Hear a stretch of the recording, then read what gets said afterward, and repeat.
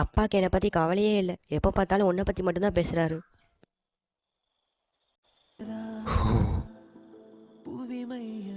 என்னைய வெறுக்க ஆரம்பிச்சிட்ட போல.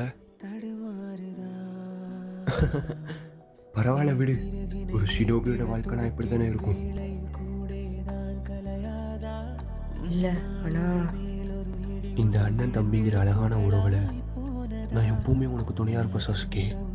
உன்னோட லட்சியம், கனவு இதெல்லாம் அடையிறதுக்கு நான் கடைசி வரைக்கும் உன் கூட இருப்பேன். அதுக்கு நீ என்னை வெறுத்தா கூட பரவாயில்ல.